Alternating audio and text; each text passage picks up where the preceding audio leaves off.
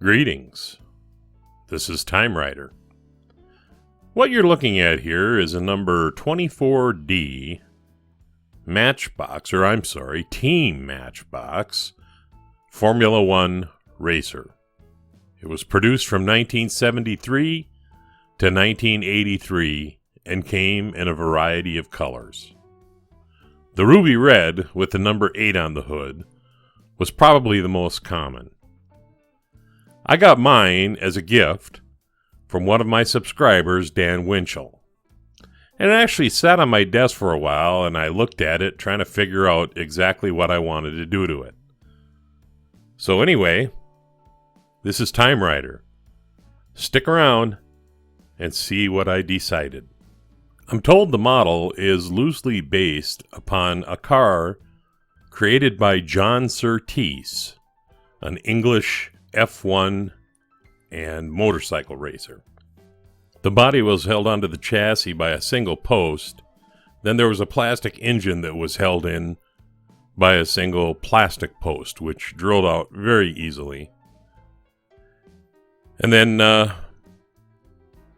as is typical, tapping of the hole drilled into the front post. Once I had it tapped, it was just a matter of screwing in a button screw. Now, I like to make sure everything fits together nicely, so typically I'll take my barrel grinder and put it in my rotary tool and clean up the burr around the post. Those who follow me know that for a while now, I've just been dropping my castings in aircraft stripper, which is really stinky and vile. I wanted to try that with citrus stripper to see if I would get the same end result. Happily, I did. I had to leave it in there a little longer, though. And then, you know me, I love to wet sand. This was going to be a custom, so I had a great deal of filing and priming to see where my flaws are. And then, of course, once I'm done with that, I go back to wet sanding and filing and wet sanding. This particular casting had a lot of corrosion on the front, and that front was so flat, I wanted it to be perfect. So I needed to turn my attention to the chassis a little bit, which was in really rough shape. It had some kind of gritty sand or something all over it, so I started with a wire brush trying to clean it. And this proved to be an interesting task. The grittiness was everywhere, and I thought, well, maybe it's just corrosion, and I really need to address it from that perspective. So I broke out my trusty earth-friendly crud cutter, because I live in the sticks and they didn't have lime away. And I mixed it 50-50 with water. I tossed the chassis into it and let it sit for about 5 minutes.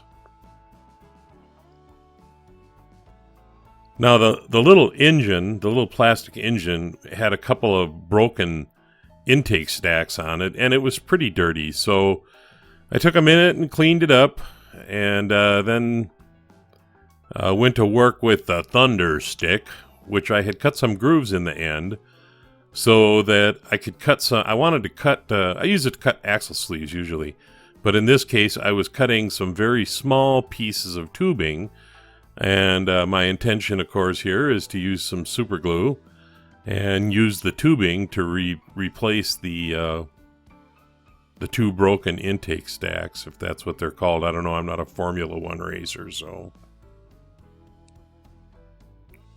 I imagine they're connected to a carburetor or something. After letting it sit in the acid for a little while, it was time to take the wire wheel after it. Even after soaking it in the crud cutter, the finish on the base was still rough, so I just cleaned it as best I could. And then it was time to turn my attention back to the body itself, which still required a bit of work. So putting another coat of primer on it here, see if I can find the areas where I need to do some work yet. And then I also had to get after the tips of those intake stacks because they weren't quite even, so I ground them flat using my rotary tool. Once the primer dried, I get back and take a look. I can see some rough areas up by the cockpit, some rough areas on the spoiler, some rough areas down along the bottom end. So I need to address that stuff. And the ones down along the bottom, I'm going to look after them with a file. Once I had that done, doing all the places I wanted to work on, it was back to wet sanding to make it smooth so I can put some paint on it. And then, hopefully, this is the last time I'm going to prime this thing, because I sure did prime it a lot. But I wanted it to turn out very smooth, and I think I achieved my objective. You'll see when we get to the end of this. So I decided to just paint the base silver.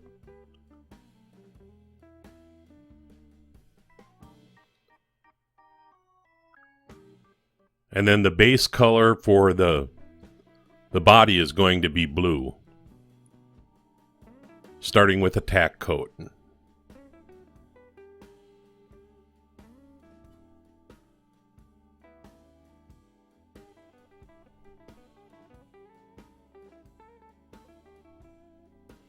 It's an interesting casting. It had a lot of different surfaces that had to be painted, so a lot of twisting and turning to get the paint everywhere it needed to be. The second coat, of course, a little bit heavier than the first. I usually let the tack coat dry for 10 or 15 minutes before I start putting additional coats on. The third coat is the heaviest. It's what a lot of people call a wet coat. Just very, very heavy relative to the other coats. And then once I'm done with that, I generally put on a layer of X22 clear.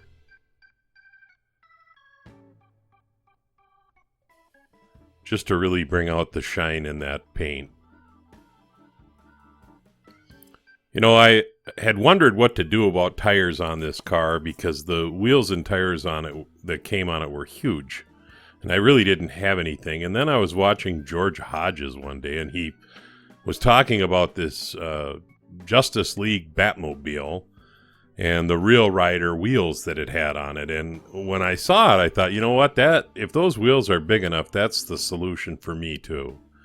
Larger rear wheel, a little bit smaller front wheel. I really like just the concave center hub. It looks very much like a racing wheel. So I went on eBay and I bought one. I broke the Batmobile down and kiped the wheels and painted them primer white. And I later painted them with gloss white. I used a brush for that though.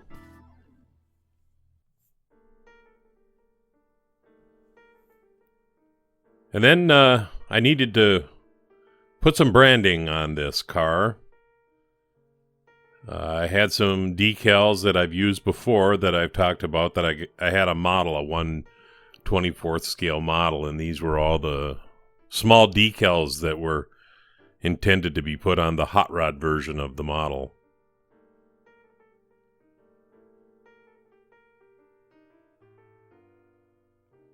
And then on eBay,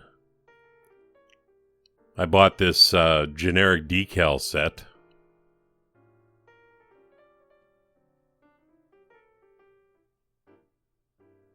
I wanted to do a specific number on this car, if you haven't figured it out already.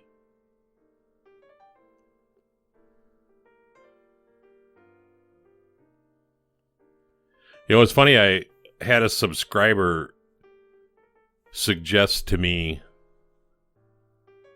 that I should use toothpicks to work my decals.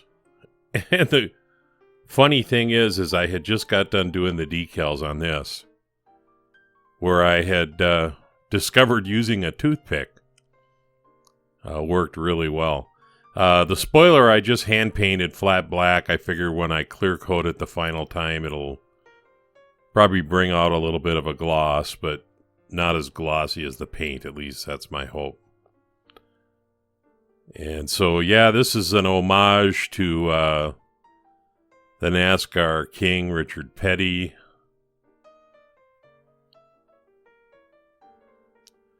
I've been contemplating doing a series of cars like this, where I do a different type of car than the particular driver drove, but base it on their color schemes. Just ideas that I kick around when I'm working on these models. And you can see getting these numbers to line up. Yeah, it was an interesting proposition.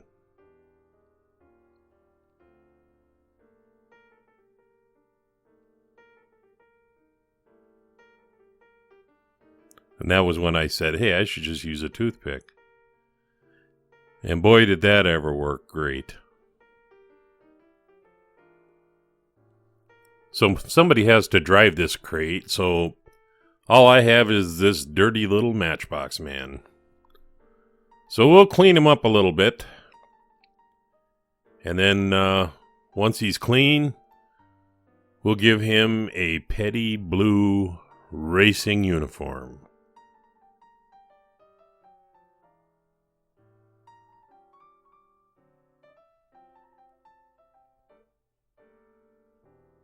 So I did the body in blue. I had already painted the face, you can kind of tell. I did the helmet blue.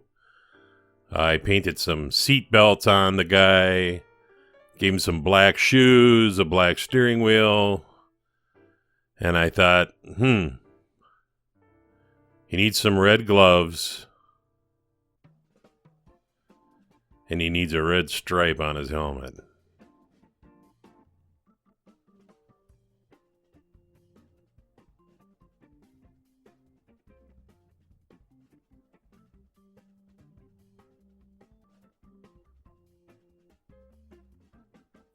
These brushes I just bought, these detail brushes.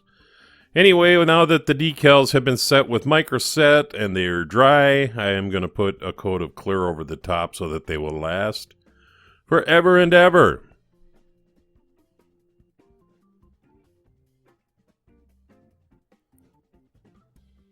And once that dries, I let it dry for a day. It's time to put the whole thing together. Your little petty guy. Got some tires.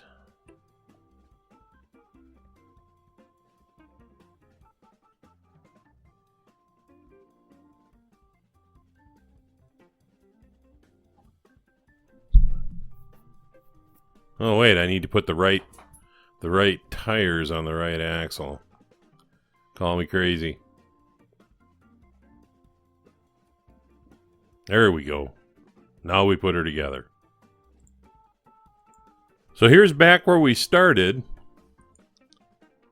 with the ruby red and the big old super fast tires, chipped up paint, corrosion. I do have to say before I forget, though, to give a shout out to Bryson, one of my subscribers. I'm told he and his dad are building a third scale roadster out in the garage. It has like a gas motor in it, so it sounds like Bryson's going to be having some fun at some point in time. I wish I could ride in his roadster. But anyway, that being said, let's take a look at where this model finally wound up.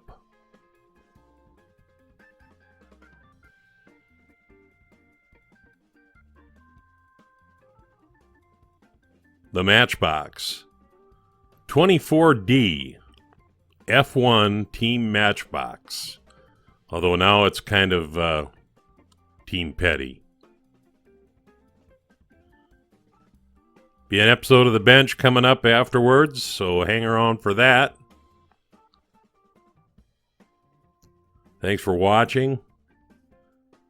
Share with your friends and please subscribe. This is TimeRider, and I'll leave the light on for you.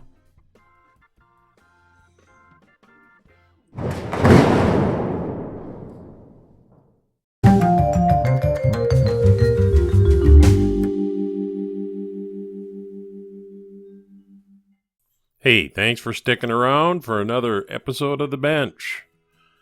You know, when I started doing this, I went out and I bought a microphone that I think I spent all of $19 on. And I've always been dealing with this hiss. And so I finally decided to break open the wallet, make Lincoln scream, and I went and I bought a new microphone to make these recordings. And hopefully it sounds better. This is the first recording where I'm using it. Also on The Bench, I'm working on a couple of projects. I have this Dennis Tipax trash truck that I'm working on, and that should be ready here very quickly. And then in the background there, you see my my construction project. I'm working on it slowly but surely. So I'm going to get back to this Porsche, and I filed off the body lines up on the tops of the fenders. And I also did the front of the car below the bumper. There was some body lines there that I filed off, so we'll get that ready for paint. Then the bus, I finally got the decals for it, so I have to repair this break in the post. I think I got the dent out pretty good, or at least as good as I'm going to get it out. But anyway, that will be ready for paint pretty quick as well. And then I'm working on this Jaguar, and you can see the corrosion underneath the primer. I'm going to have to do a whole lot of sanding on that to get that to be smooth again. I have a suspicion that's going to wind up being a race car or something like that. But anyway, that's what's going on The Bench.